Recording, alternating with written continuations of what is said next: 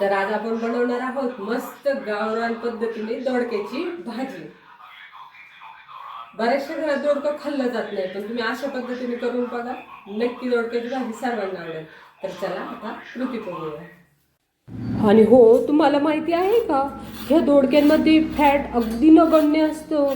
मग अशी दोडके खाल्ली पाहिजे की नाही, म्हणजे आपली ही बॉडी मस्त अशा दोडक्यांसारखी स्लिम बिम होईल। तर चला आता ह्या दोडक्याची भाजीच करून बघूया आणि खायला सुरुवात करूया, कारण की बऱ्याचशा घरात हे दोडके आवडत नाही। तर अशा मस्त वरच्या शिरा आहेत ह्या काढून घ्यायच्या, त्या बटाट्याच्या छन्नीने अजिबात काढायच्या नाही बरं, कशा वाटीने वगैरे फुलपात्र्यांनीच काढून घ्यायच्या, म्हणजे त्या फक्त वरवर शिराच निघतील, त्याचा सखोल भाग निघणार नाही।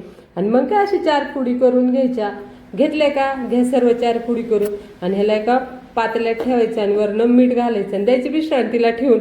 आता काय करायचं, ह्याचा मस्त मसाला तयार करून घ्यायचा। आपल्याला गावरान पद्धतीने बनवायचे हो, आणि न खाणाऱ्यांनी खाल्लं पाहिजे, असे पण झालं पाहिजे। तर काय मसाल्यात खोबरं, लसूण, जिरे, तीळ, शेंगदाणे, कढीपत्ता आणि कोथिंबीर पाहिजे तरी काय आहे तेच घालायचं घरात। घ्या कढई तापायला ठेवा आणि घ्या खोबरं भाजलं का घाला कढईचं, तर शेंगदाणे घालून घ्यायचे। शेंगदाणे गवळं भाजत आले की आपण त्यामध्ये तीळ घालणार आहेत। तीळ घातल्यावर मात्र आपण सतर्क राहायचं बरं का, कारण की आपल्या शांततेचा फायदा तीळ घेतात आणि जे पात्र आहे ते सोडून पळायचा प्रयत्न करतात। मस्त तीळ घातले की सारखं हलवत राहायचं। झालं का, मस्त छान कडक भाजले गेलेत ना, आणि भाजताना मसाला कमीच गॅस ठेवायचा बरं का।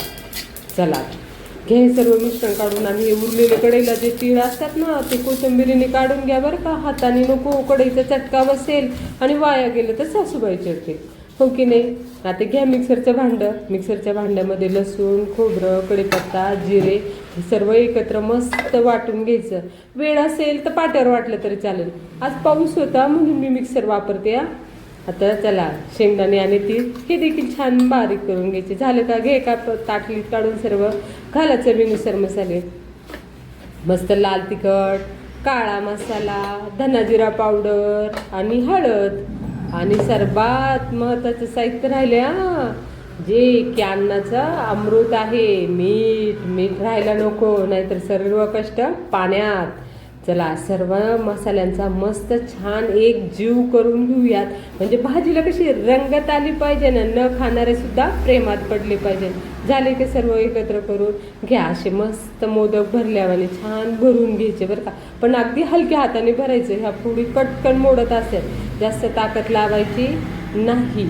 आणि आता आपण ही भाजी कशात कुकरमध्ये बनवणार आहोत का, तर आपल्याला तिला अगदी घट्टपणा जो आहे ना तो हॉटेलसारखा ठेवायचा आहे। त्यामुळे आपण याला आता काय करणार आहेत कुकरमध्ये, कारण की आपल्याला न खाणाऱ्यांना खाऊ घालायची। ते कुकर तापवायला ठेवा आणि त्यात तेल घालून घ्या।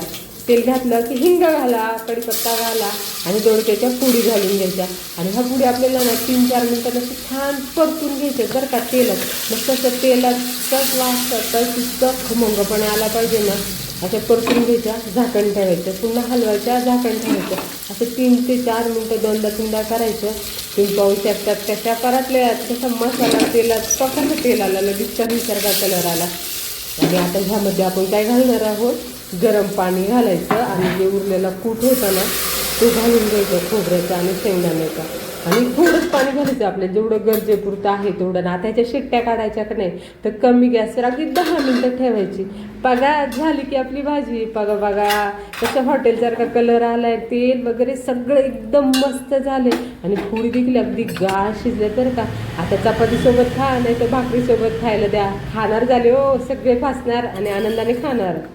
अशा प्रकारे आपली भरलेल्या दोडक्याची भाजी तयार झालेली आहे। आणि हे दोडकं माहिती का, आपलं हृदयाचं आरोग्य संतुलित ठेवतं, त्यासाठी देखील ही भाजी खात जायची आपलं, कारण की हृदय चांगलं चाललं तर आपली सिस्टीम चांगली चालणार आहे, बरोबर की नाही। आणि ही भाजी जी आहे आपण अगदी गावरान पद्धतीने बनवली होती। आणि व्हिडिओ संपूर्ण पाहिल्याबद्दल खरंच मनापासून धन्यवाद। आणि हो, जाता जाता तेवढं व्हिडिओला लाईक करा आणि चॅनलला सबस्क्राईब करा। बाय।